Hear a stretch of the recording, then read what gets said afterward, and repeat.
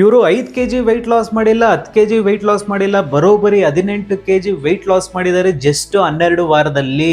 ಇವರು weight loss ಮಾಡಿದ್ದು ಯಾವುದೋ ಫೋಟೋಸ್ ತೋರಿಸೋದಕ್ಕೋಸ್ಕರನೋ ಇಲ್ಲ ಯಾರಿಗೋ ಜನಕ್ಕೆ ತೋರಿಸೋದಕ್ಕೋಸ್ಕರ ವೆಯ್ಟ್ ಲಾಸ್ ಮಾಡಿಲ್ಲ. ಅವರ ಬಾಡಿ ಹೆಲ್ತ್ನ ಮೇಂಟೈನ್ ಮಾಡೋದಕ್ಕೋಸ್ಕರ ವೆಯ್ಟ್ ಲಾಸ್ ಮಾಡಿದ್ರು. ಅವ್ರಿಗೆ ರೇಗಿಸ್ತಿದ್ದವ್ರಿಗೋಸ್ಕರ ವೆಯ್ಟ್ ಲಾಸ್ ಮಾಡಿದ್ರು.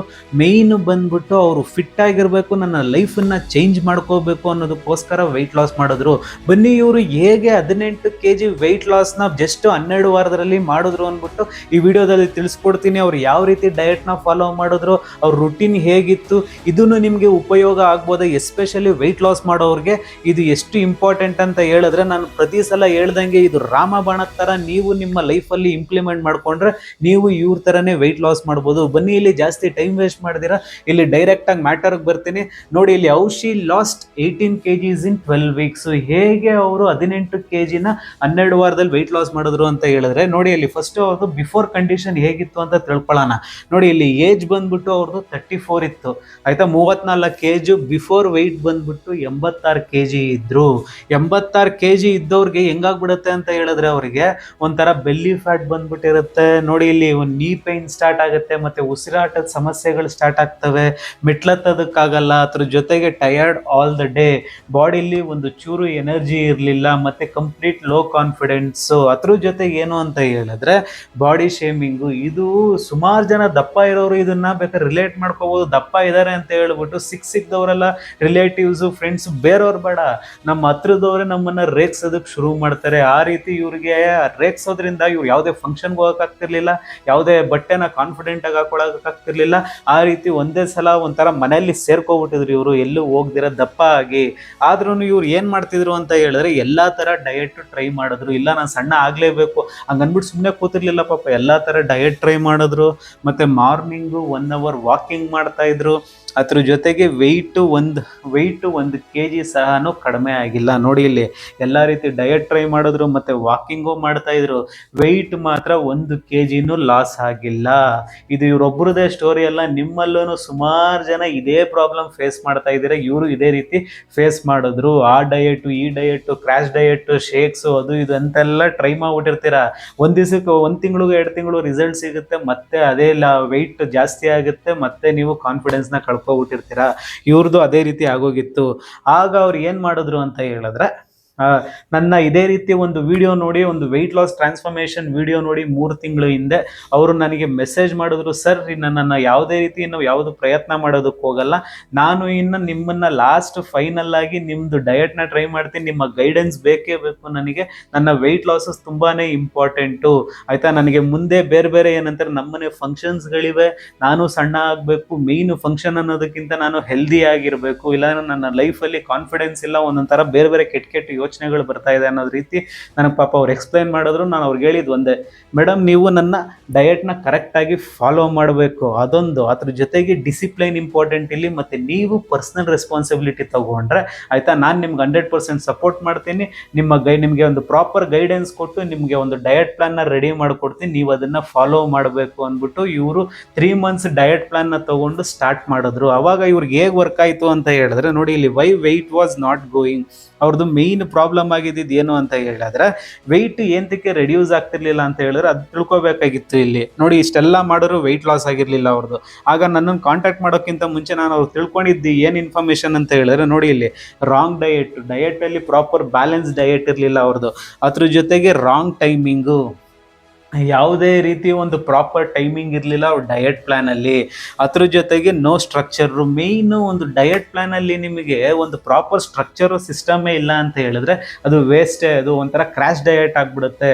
ಯಾವುದೇ ಡಯಟ್ ಮಾಡಿದ್ರೆ ಅದು ಬ್ಯಾಲೆನ್ಸ್ಡ್ ಆಗಿರಬೇಕು, ಪ್ರಾಪರ್ ಟೈಮಿಂಗ್ ಆಗಿರಬೇಕು. ಎಸ್ಪೆಷಲಿ ನನ್ನ 8 ವಾರ 12 ವಾರದ ಪ್ಲ್ಯಾನ್ಗಳಲ್ಲಿ ಪ್ರಾಪರ್ ಟೈಮಿಂಗು ಸ್ಟ್ರಕ್ಚರ್ ಇಲ್ಲದ್ರೆ ನಾನು ಯಾರಿಗೂ ಡಯಟ್ ಪ್ಲ್ಯಾನ ರೆಡಿ ಮಾಡಿಕೊಡಲ್ಲ. ಅದಕ್ಕೋಸ್ಕರ ಇವತ್ತು 98% ಅಕ್ಯುರೇಸಿ ರಿಸಲ್ಟ್ಸ್ ಬರ್ತಾ ಇದೆ ನನ್ನ ಕ್ಲೈಂಟ್ಸ್ಗೆ ಆಯಿತಾ. ಅದ್ರ ಜೊತೆಗೆ ನೋಡಿ ಇಲ್ಲಿ ಸ್ಕಿಪ್ಪಿಂಗ್ ಮೀಲ್ಸು, ಓವರ್ ಎಕ್ಸಸೈಸು. ಇವ್ರು ಏನು ಮಾಡ್ತಿದ್ರು, ಉಪವಾಸ ಮಾಡಿದ್ರೆ ನಾನು ಸಣ್ಣ ಆಗ್ಬಿಡ್ತೀನಿ, ಫಾಸ್ಟಿಂಗ್ ಮಾಡಿದ್ರೆ ನಾನು ಸಣ್ಣ ಆಗ್ಬಿಡ್ತೀನಿ, ಮತ್ತು ಓವರ್ ಎಕ್ಸಸೈಸು 1 hour 2 hour ಮಾಡಿದ್ರೆ ಸಣ್ಣ ಆಗ್ಬಿಡ್ತೀನಿ ಅಂತೆಲ್ಲ ಈ ರೀತಿ ಎಲ್ಲ ಟ್ರೈ ಮಾಡಿದ್ರು. ಬಟ್ ಯಾವುದೂ ಸಕ್ಸಸ್ ಆಗಿಲ್ಲ. ಏನಕ್ಕೆ ಸಕ್ಸಸ್ ಆಗಲ್ಲ ಅಂತ ಹೇಳಿದ್ರೆ ಆಯಿತಾ, ಓವರ್ ಎಕ್ಸಸೈಸಿಂದ ನಿಮ್ಮ ವೆಯ್ಟ್ ಲಾಸ್ ಆಗಲ್ಲ, ಅಥವಾ ನೀವು ಫಾಸ್ಟಿಂಗ್ ಮಾಡೋದ್ರಿಂದ ಇನ್ನೂ ಇದಾಗಲ್ಲ. ಮೇಯ್ನ್ ಏನು ಇನ್ನೂ ಪ್ರಾಬ್ಲಮ್ ಜಾಸ್ತಿ ಆಗುತ್ತೆ ಅಂತ ಹೇಳಿದ್ರೆ ಫ್ಯಾಟ್ ಸ್ಟೋರೇಜು ಜಾಸ್ತಿ ಆಗುತ್ತೆ. ನೀವು ಏನಂತಾರೆ ಉಪವಾಸ ಮಾಡಿದಷ್ಟು, ನೀವು ಓವರ್ ಎಕ್ಸಸೈಸ್ಗಳು ಮಾಡಿದಷ್ಟು ಫ್ಯಾಟ್ ಒಳಗಡೆ ಗಾಳಿ ರೂಪದಲ್ಲಿ ಇನ್ನೂ ಸ್ಟೋರ್ ಆಗುತ್ತೆ ಹೊರತು ನಿಮ್ಮ ವೆಯ್ಟ್ ಲಾಸ್ ಅಂತೂ ಆಗಲ್ಲ. ಅದೇ ಇವ್ರಿಗೂ ಪ್ರಾಬ್ಲಮ್ ಆಗಿದ್ದು. ಸೊ ನೋಡಿ, ಇಲ್ಲಿ ನಾನು ಅವಾಗ ಏನು ಮಾಡಿದೆ ಅಂತ ಹೇಳಿದ್ರೆ, ಇವ್ರಿಗೆ ಮೇಯ್ನ್ ಚೇಂಜಸ್ ಮಾಡಿದ್ದೇನು ಅಂತ ಹೇಳಿದ್ರೆ, ನೋಡಿ ಇಲ್ಲಿ ನಾನು ಜಸ್ಟ್ ವೆಯ್ಟ್ ಲಾಸ್ ಅಲ್ಲ ಇವ್ರಿಗೆ ಮಾಡಿದ್ದು. ಇವರು ಮೊದಲೇ ಹೇಳ್ದಂಗೆ ಸರ್, ನನಗೆ ಇಲ್ಲಿ ಜಸ್ಟ್ ವೆಯ್ಟ್ ಲಾಸ್ ಇಂಪಾರ್ಟೆಂಟ್ ಅಲ್ಲ, ನನ್ನ ಲೈಫು ಚೇಂಜ್ ಆಗಬೇಕು, ನನ್ನ ಮೈಂಡ್ ಸೆಟ್ಟು ಚೇಂಜ್ ಆಗಬೇಕು, ನನ್ನ ಬಾಡಿಲಿ ಥಿಂಕಿಂಗು ಪಾಸಿಟಿವ್ ಆಗಿರಬೇಕು ಅಂತ ಇವ್ರು ಹೇಳ್ಕೊಂಡು ಬಂದಿದ್ದು. ಅದೇ ರೀತಿ ಇವ್ರಿಗೆ ಅವರ ಸಿಸ್ಟಮ್ನ ಚೇಂಜ್ ಮಾಡಿದೆ. ಮೇಯ್ನು ಅವರು ಏನಂತಾರೆ, ಎದೊಳ್ತಿದ್ದಿದ್ದೋ ಯಾವಾಗಲೂ, ಮಲಗ್ತಿದ್ದಿದ್ದೋ ಯಾವಾಗಲೂ, ಲೇಟಾಗಿ ಮಲಗೋದು, ಹೇಳೋದು ಲೇಟಾಗಿ, ಈ ರೀತಿ ಮಾಡ್ಕೊಂಡು ಅವ್ರು ಕಂಪ್ಲೀಟ್ ಅವ್ರ ಲೈಫ್ ಸಿಸ್ಟಮ್ನೇ ಹಾಳು ಮಾಡ್ಕೊಂಡಿದ್ರು. ಅದನ್ನು ಫಸ್ಟ್ ಫಿಕ್ಸ್ ಮಾಡೋದು, ಒಂದು ಪ್ರಾಪರ್ ಟೈಮಿಂಗ್ನ ಕರೆಕ್ಟಾಗಿ ಫಿಕ್ಸ್ ಮಾಡಿ ಅವರ ಡಯಟ್ನ ಫಿಕ್ಸ್ ಮಾಡಿದೆ. ಫಸ್ಟ್ ನೋಡಿ, ಇಲ್ಲಿ ರೂಲ್ ನಂಬರ್ 1 ಫಸ್ಟ್ ಫಿಕ್ಸ್ ಮಾಡಿದ್ದು ಅವರು ಫುಡ್ನ. ಆಯ್ತಾ, ಇಷ್ಟ ಬಂದಂಗೆ ಊಟ ತಿನ್ನೋದು ಮತ್ತು ಇಷ್ಟ ಬಂದಂಗೆ ಉಪವಾಸ ಮಾಡೋದು, ಎಲ್ಲೋ ಒಂದು ಸಾವಿರಾರು ಯೂಟ್ಯೂಬ್ ವಿಡಿಯೋಸ್ಗಳು ನೋಡೋದು, ಇನ್ಸ್ಟಾಗ್ರಾಮ್ ರೀಲ್ಸ್ ನೋಡೋದು, ಆ ಜ್ಯೂಸ್ ಕುಡಿಯೋದು, ಇವೆಲ್ಲ ಕಂಪ್ಲೀಟಾಗಿ ಸ್ಟಾಪ್ ಮಾಡಿ ನನ್ನನ್ನು ನಾನು ಏನು ಕೊಟ್ಟಿದ್ದೀನೋ ಅದನ್ನು ನೀವು ಪ್ರಾಪರಾಗಿ ಫಾಲೋ ಮಾಡಬೇಕು. ನಾನು ಏನು ಹೇಳ್ತೀನೋ ಅದನ್ನು 100% ಫಾಲೋ ಮಾಡಿದಂಗೆ ನೀವು ಹೆಲ್ದಿಯಾಗಿ ಮನೆ ಫುಡ್ಡಲ್ಲೇ ವೆಯ್ಟ್ ಲಾಸ್ ಆಗ್ಬೋದು ಅಂದ್ಬಿಟ್ಟು ಅವ್ರಿಗೆ ಫಸ್ಟು ಫಿಕ್ಸ್ ಮಾಡಿದ್ದೆ ಫುಡ್ಡನ್ನ. ಆಯಿತಾ, ನೋಡಿ ಇಲ್ಲಿ not less but right food, ಯಾವುದೇ ರೀತಿ ಕಡಿಮೆ ಫುಡ್ ಅಲ್ಲ, ಬಟ್ ರೈಟ್ ಫುಡ್ಡು. ನಿಮಗೆ ಸುಸ್ತು ಆಗಬಾರ್ದು. ಮೇಯ್ನು ಸುಮಾರು ಜನ ಡಯಟ್ ಅನ್ಕೊಳ್ಳೋದು ಏನು ಅಂತ ಹೇಳಿದ್ರೆ, ನನಗೆ ಸುಸ್ತಾಗೋಗ್ಬಿಡುತ್ತೆ, ನಾನು ಇದಾಗೋಗ್ಬಿಡುತ್ತೆ, ಟಯರ್ಡ್ ಆಗಿಬಿಡುತ್ತೆ ಅಂತೆಲ್ಲ. ಅವೆಲ್ಲ ಕ್ರಾಶ್ ಡಯಟ್ ಆಗಿರುತ್ತೆ, ಅದಕ್ಕೋಸ್ಕರ ನಿಮ್ಗೆ ಸುಸ್ತಾಗಿರುತ್ತೆ. ಪ್ರಾಪರ್ ಡಯಟ್ ಆಗಿದ್ದರೆ ಆಯಿತಾ, ಯಾವುದೇ ರೀತಿ ಸುಸ್ತು ಆಗಲ್ಲ, ನಿಮ್ಮ ಬಾಡಿಯಲ್ಲಿ ಇನ್ನೂ ಎನರ್ಜಿ ಬರುತ್ತೆ, ಬಾಡಿ ಲೈಟಾಗಿ ಫೀಲ್ ಆಗುತ್ತೆ. ಫಸ್ಟ್ ಅವ್ರಿಗೆ ನೋಡಿ, ಇಲ್ಲಿ ಹಸಿವಿರಲಿಲ್ಲ, ಅದ್ರ ಜೊತೆಗೆ ರೈಸ್ ಕಟ್ ಮಾಡಿರಲಿಲ್ಲ. ಸುಮಾರು ಜನ ರೈಸ್ ತಿಂದ್ಬಿಟ್ರೆ ದಪ್ಪ ಆಗ್ಬಿಡ್ತೀವಿ. ನೀವು ರೈಸ್ ತಿನ್ನೋದ್ರಿಂದ ದಪ್ಪ ಆಗಲ್ಲ, ಓವರ್ ಆಗಿ ತಿಂದರೆ ಮಾತ್ರ ದಪ್ಪ ಆಗೋದು. ಅದನ್ನು ಪ್ರಾಪರ್ ಆಗಿ ತಿಂದರೆ, ಯಾವುದೇ ಫುಡ್ಡನ್ನು ಪ್ರಾಪರ್ ಆಗಿ ತಿಂದರೆ ಯಾರೂ ದಪ್ಪ ಆಗಲ್ಲ. ಅದೇ ರೀತಿ ಇವ್ರಿಗೂ ಒಂದು ಪ್ರಾಪರ್ ಪೋರ್ಷನ್ ಕಂಟ್ರೋಲ್ ಮಾಡಿಕೊಟ್ಟೆ. ಅದು ಎಸ್ಪೆಷಲಿ ವೇಯಿಂಗ್ ಮಿಷಿನ್ನ ಇವ್ರಿಗೆ ಇನ್ಕ್ಲೂಡ್ ಮಾಡಿ ಒಂದು ಪ್ರಾಪರ್ ಪೋರ್ಷನ್ ಕಂಟ್ರೋಲ್ ಮಾಡಿಕೊಟ್ಟೆ. ಅದ್ರ ಜೊತೆಗೆ ಹೋಮ್ ಫುಡ್ ಮಾತ್ರ, ಯಾವುದೇ ರೀತಿ ನೀವು ಆಚೆ ಕಡೆ ಫುಡ್ ತಿನ್ನಂಗಿಲ್ಲ, ಸಪ್ಲಿಮೆಂಟ್ಸ್ ಇಲ್ಲ, ಫ್ಯಾನ್ಸಿ ಫುಡ್ಸ್ ಇಲ್ಲ, ಕಂಪ್ಲೀಟ್ ಮನೆ ಫುಡ್ಡು. ಮನೇಲಿ ಏನು ಮಾಡ್ತೀರೋ ಆ ಫುಡ್ಡುಗಳಲ್ಲಿ ನಿಮಗೆ ಡಯಟ್ ಪ್ಲಾನ್ನ ನೀಟಾಗಿ ರೆಡಿ ಮಾಡಿಕೊಟ್ಟಿದ್ದೀನಿ, ಅದನ್ನು ನೀವು ಸ್ಟ್ರಿಕ್ಟಾಗಿ ಫಾಲೋ ಮಾಡಬೇಕು ಅಂದರೆ ಅವರು ಅದೇ ರೀತಿ ಮಾಡ್ತಿದ್ರು. ಅದ್ರ ಜೊತೆಗೆ ಫಿಕ್ಸ್ಡ್ ಮೀಲ್ ಟೈಮಿಂಗ್ಸು ಸಿಕ್ಕಾಪಟ್ಟೆ ಇಂಪಾರ್ಟೆಂಟು. ಸುಮಾರು ಜನ ಏನಂತಾರೆ, ಲೈಫ್ ಸ್ಟೈಲ್ ಚೇಂಜ್ ಆಯಿತು ಅಂದ್ಬಿಟ್ಟು ಮೀಲ್ ಟೈಮಿಂಗ್ಸ್ನೇ ಚೇಂಜ್ ಮಾಡಿಬಿಡ್ತಾರೆ. ಆಯಿತು, ನಿಮ್ಮ ಲೈಫ್ ಸ್ಟೈಲ್ ಚೇಂಜ್ ಆಗಿರ್ಬೋದು, ಬಟ್ ಒಂದು ಪ್ರಾಪರ್ ಟೈಮಿಂಗ್ ಅಂತ ಇಟ್ಕೊಳ್ಳಿ. ಅದೇ ಟೈಮಲ್ಲಿ ಊಟ ಮಾಡಬೇಕು, ಅದೇ ಟೈಮಲ್ಲಿ ಡಿನ್ನರ್ ಮಾಡಬೇಕು, ಅದೇ ಟೈಮಲ್ಲಿ ನಾಷ್ಟ ಮಾಡಬೇಕು. ಅದೇ ರೀತಿ ಇವ್ರಿಗೂ ಮಾಡಿದ್ದು. ಮತ್ತು ಬ್ಯಾಲೆನ್ಸ್ಡ್ ಮಿಲ್ಲು, ನಾನು ಆಗಲೇ ಹೇಳ್ದಂಗೆ ಪ್ರೋಟೀನು, ಫೈಬರು, ಕಾರ್ಬ್ಸು ಮತ್ತು ಫ್ಯಾಟ್ಸು ಇವೆಲ್ಲ ಪ್ರಾಪರಾಗಿ ಇದ್ದಾಗ ಮಾತ್ರ ನಿಮ್ಮ ಬಾಡಿನೂ ಸಪೋರ್ಟ್ ಮಾಡೋದು ನಿಮ್ಮ ವೆಯ್ಟ್ ಲಾಸ್ಗೆ. ನನ್ನ ಕ್ಲೈಂಟ್ಸ್ಗಳಿಗೂ ಇದೇ ರೀತಿ ಅವ್ರಿಗೆ ಬ್ಯಾಲೆನ್ಸ್ ಡಯಟ್ ರೆಡಿ ಮಾಡಿಕೊಡೋದು. ಅದಕ್ಕೋಸ್ಕರನೇ ಇವತ್ತು ಇಷ್ಟು ಚೆನ್ನಾಗಿ ರಿಸಲ್ಟ್ಸ್ಗಳು ಬರ್ತಿರೋದು. ಮತ್ತು ಶುಗರ್ ಆ್ಯಂಡ್ ಜ್ಯೂಸ್ ಕಂಟ್ರೋಲು, ಅವ್ರಿಗೆ ಶುಗರು ಮತ್ತು ಜಂಕ್ ಆಯಿತಾ, ಜ್ಯೂಸ್ ಅಂತ ಏನು ಜಂಕ್ ಕಂಟ್ರೋಲ್ ಮಾಡಿದ್ದೆ ಅವ್ರಿಗೆ. ಆಯಿತಾ, ಜಂಕ್ ಫುಡ್ಸ್ಗಳು ತಿನ್ನಂಗಿಲ್ಲ, ಶುಗರು ಆ್ಯಡ್ ಮಾಡೋಂಗಿಲ್ಲ. ಆಮೇಲೆ ನೋಡಿ, ಇಲ್ಲಿ ರೂಲ್ ನಂಬರ್ 2 ಬಂದ್ಬಿಟ್ಟು ಮೂವ್ಮೆಂಟು. ಯಾವುದೇ ರೀತಿ ಹೆವಿ ವರ್ಕೌಟ್ಸ್ ಇರಲಿಲ್ಲ, ಹೆವಿ ಎಕ್ಸಸೈಸ್ ಇರಲಿಲ್ಲ, ಜಸ್ಟ್ ಏನಂತಾರೆ ಸಿಂಪಲ್ ವಾಕಿಂಗು ಮತ್ತು ಮನೆಯಲ್ಲೇ ಸಿಂಪಲ್ ಎಕ್ಸಸೈಸ್ಗಳು. ಅದ್ರ ಜೊತೆಗೆ ಕನ್ಸಿಸ್ಟೆನ್ಸಿ. ಮತ್ತು ಮೇಯ್ನು ಇಲ್ಲಿ ಒಂದು ಎಕ್ಸಸೈಸಲ್ಲಿ ಇಂಪಾರ್ಟೆಂಟ್ ಏನು ಅಂತ ಹೇಳಿದ್ರೆ, ಇವತ್ತು ಸಖತ್ತಾಗಿ ಎಕ್ಸಸೈಸ್ ಮಾಡ್ಬಿಟ್ಟು ಇನ್ನೊಂದು 10 ದಿವಸ ಬಿಟ್ಬಿಡೋದಲ್ಲ. ಕನ್ಸಿಸ್ಟೆಂಟಾಗಿ ಬರೀ 15 ನಿಮಿಷ ಮಾಡಿದ್ರು 20 ನಿಮಿಷ ಮಾಡಿದ್ರು ಅದು ಕಂಟಿನ್ಯೂಟಿ ಇರಬೇಕು. ಅದೇ ರೀತಿ ಇವರಿಗೆ ಏನಂತಾರೆ 3 ತಿಂಗಳವರೆಗೂ ಕಂಟಿನ್ಯೂಟಿ ಇತ್ತು. 12 ವಾರದಲ್ಲಿ ಕಂಟಿನ್ಯೂಸ್ ಆಗಿ ಇವರು ವಾರದಲ್ಲಿ ಅಟ್ಲೀಸ್ಟ್ ಒಂದು 6 ದಿವಸ ಎಕ್ಸಸೈಸ್ ಮಾಡ್ತಿದ್ರು. ಅದಕ್ಕೋಸ್ಕರನೇ ಇವತ್ತು ಇವರು 18 kg ವರೆಗೂ ವೆಯ್ಟ್ ಲಾಸ್ ಮಾಡೋದಕ್ಕೆ ಸಾಧ್ಯ ಆಗಿದ್ದು ಡಯಟ್ ಪ್ಲಸ್ ಎಕ್ಸಸೈಸ್ ಇಂದ. ಆಮೇಲೆ ರೂಲ್ ನಂಬರ್ 3 ಬಂದ್ಬಿಟ್ಟು ಫ್ಯಾಟ್ ಬರ್ನ್ ಫೇಸ್ ಯಾವಾಗ ಸ್ಟಾರ್ಟ್ ಆಗುತ್ತೆ ಅಂತ ಹೇಳಿದ್ರೆ, ನೋಡಿ ಇಲ್ಲಿ ಬಾಡಿ ಫ್ಯಾಟ್ ಬರ್ನ್ ಆಗಬೇಕು ಅಂತ ಹೇಳಿದ್ರೆ ಬಾಡಿ ಫಸ್ಟ್ ಕಾಮ್ ಆಗಬೇಕು. ಸುಮಾರು ಜನ ಟೆನ್ಷನ್ನು ಸ್ಟ್ರೆಸ್ ತೊಗೊಬಿಡ್ತೀರ, ನಾನು ವೆಯ್ಟ್ ಲಾಸ್ ಆಗಬೇಕು, ಸರಿಯಾಗಿ ನಿದ್ದೆಗಳು ಮಾಡಲ್ಲ, ಇದೇ ಟೆನ್ಷನ್ ಇಟ್ಕೊಂಡು. ಫಸ್ಟ್ ಅವ್ರಿಗೆ ಹೇಳಿದ್ದು ಸ್ಟ್ರೆಸ್ ತೊಗೋಬೇಡಿ. ವೆಯ್ಟ್ ಲಾಸ್ ಥರ ಮಾಡೋದಲ್ಲ, ಅದನ್ನು ಹೆಲ್ದಿಯಾಗಿ ಮಾಡಬೇಕು. ಮಾಡ್ತಿದ್ರು ಗೊತ್ತಾಗಬಾರ್ದು, ಆ ರೀತಿ ಆಗಬೇಕು ಅನ್ನೋ ರೀತಿ ಅವ್ರಿಗೆ ಮಾಡಿಕೊಟ್ಟಿದ್ದು. ನೋಡಿ ಇಲ್ಲಿ ಅವ್ರ ಬಾಡಿ ಫಸ್ಟ್ ಕಾಮ್ ಮಾಡಬೇಕು. ಅದೇ ರೀತಿ ಕಾಮ್ ಆಯಿತು. ಅದ್ರ ಜೊತೆಗೆ ಪ್ರಾಪರ್ ಸ್ಲೀಪ್ನ ಫಿಕ್ಸ್ ಮಾಡಿದ್ರೆ ನೀವೇನೇ ಮಾಡಿದ್ರು ಮಿನಿಮಮ್ 7 ರಿಂದ 8 ಅವರ್ ನಿದ್ದೆ ಕಂಪಲ್ಸರಿ ಮಾಡಬೇಕು. ಆವಾಗಲೇ ನಿಮ್ಮ ಬಾಡಿ ರಿಪೇರ್ ಆಗೋದು ಅಂತ ಹೇಳಿದ್ದೆ. ಅದೇ ರೀತಿ ಇವರು ಕರೆಕ್ಟಾಗಿ ನಿದ್ದೆ ಮಾಡೋದಕ್ಕೆ ಶುರು ಮಾಡಿದ್ರು.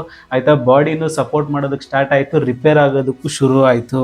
ನೋಡಿ ಇಲ್ಲಿ stress control, no over thinking diet. ಎಷ್ಟೊಂದು ಜನ ಬರೀ ಡಯಟ್ ಬಗ್ಗೆ ಯೋಚನೆ ಮಾಡ್ಕೊಂಡು ಕೂತ್ಕೊಂತಿರಲ್ಲ, ಆ ರೀತಿ ಅಲ್ಲ. ಆಯಿತಾ, ಅವರ ಬಾಡಿಗೆ ಸಪೋರ್ಟ್ ಆಗೋ ರೀತಿ. ಆಯಿತಾ, ಯಾವುದೇ ರೀತಿ ನೀವು ಡಯಟ್ ಬಗ್ಗೆ ಯೋಚನೆ ಮಾಡಬೇಡಿ. ನಾನು ಏನು ಹೇಳಿದ್ದೀನೋ ಅದನ್ನು ಸ್ಟ್ರಿಕ್ಟಾಗಿ ಫಾಲೋ ಮಾಡಿ, ಡೆಫಿನೆಟಾಗಿ ವೆಯ್ಟ್ ಲಾಸ್ ಆಗುತ್ತೆ ಅಂತ ಹೇಳಿದೆ. ಅವರು ಸ್ಟ್ರಿಕ್ಟಾಗಿ ಮಾಡಿದ್ರು. ಇವತ್ತು ಏನಿಲ್ಲ ಅಂದರೂ ನೋಡಿ ಇಲ್ಲಿ 86 kg ಆಯಿತಾ. ಇವತ್ತು 68 ಕೆ ಜಿಗೆ ಬಂದು ನಿಂತಿದ್ದಾರೆ. ಇದೇನು ತಮಾಷೆ ಮಾತಲ್ಲ. ಒಂದು 18 ಕೆ ಜಿ ವೆಯ್ಟ್ನ ನೀವು 3 ತಿಂಗಳಲ್ಲಿ ಅದು ಹೆಲ್ದಿಯಾಗಿ ವೆಯ್ಟ್ ಲಾಸ್ ಮಾಡಬೇಕು ಅಂತ ಹೇಳಿದ್ರೆ ಅದಕ್ಕೆ ಪ್ರಾಪರ್ ಸಿಸ್ಟಮ್ ಬೇಕು, ಅದಕ್ಕೆ ಪ್ರಾಪರ್ ಗೈಡೆನ್ಸ್ ಬೇಕು. ಅದೇ ರೀತಿ ನಾನು ಇವ್ರಿಗೆ ಪ್ರಾಪರ್ ಸಿಸ್ಟಮು ಮತ್ತು ಪ್ರಾಪರ್ ಗೈಡೆನ್ಸ್ ಕೊಟ್ಟೆ ಇವತ್ತು ಸಿಕ್ಕಾಪಟ್ಟೆ ಖುಷಿಯಾಗಿದ್ದಾರೆ ಅವರು ವೆಯ್ಟ್ ಲಾಸ್ ಆಗಿ, ಆಯಿತಾ. ಇವತ್ತು ಅವರು ಹೆಲ್ದಿಯಾಗಿ ಅದನ್ನು ಮೇಂಟೆನೆನ್ಸ್ ಮಾಡ್ಕೊಂಡು ಹೋಗ್ತಾ ಇದ್ದಾರೆ, ಅದು ಇಂಪಾರ್ಟೆಂಟ್. ಇವಾಗ ಸುಮಾರು ಜನ ಅನ್ಕೊತಾರೆ ನಾನು ಡಯಟ್ ಬಿಟ್ಟಿದ ತಕ್ಷಣ ದಪ್ಪ ಆಗ್ಬಿಡ್ತೀನಿ ಅಂತ. ಅದು ಸಾಧ್ಯನೇ ಇಲ್ಲ. ಏನಕ್ಕೆ ಸಾಧ್ಯ ಇಲ್ಲ ಅಂದರೆ ಆ ರೀತಿ ನಾನು ಅವ್ರಿಗೆ ಮೇಂಟೆನೆನ್ಸ್ ಚಾರ್ಟ್ ಅಂದ್ಬಿಟ್ಟು ಲಾಸ್ಟಲ್ಲಿ ಕೊಡ್ತೀನಿ ಅವ್ರಿಗೆ, ವೆಯ್ಟ್ ಲಾಸ್ ಮಾಡಿದವ್ರಿಗೆ. ಅವರು ಅದೇ ರೀತಿ ಅವ್ರು ಮೇಂಟೈನ್ ಮಾಡ್ಕೊಂಡು ಹೋದ್ರೆ ಅವ್ರ ಲೈಫ್ ಟೈಮ್ ಅದನ್ನು ಮೇಂಟೈನ್ ಮಾಡ್ಕೊಂಡು ಹೋಗ್ಬೋದು. 1-2 ಕೆ ಜಿ ಜಾಸ್ತಿ ಆಗ್ಬೋದು, ಏಕಾಏಕಿ 10-15 ಕೆ ಜಿ ಎಲ್ಲ ಜಾಸ್ತಿ ಆಗಲ್ಲ. ಅದೇ ರೀತಿ ಇವತ್ತು ಇವರು ಹೆಲ್ದಿಯಾಗಿ ಫಿಟ್ ಆಗಿದ್ದಾರೆ. ಅವ್ರದ್ದು ಬಿಫೋರ್ ಆಫ್ಟರ್ ಫೋಟೋಸ್ಗಳು ನೋಡ್ಬೋದು, ಆಯಿತಾ.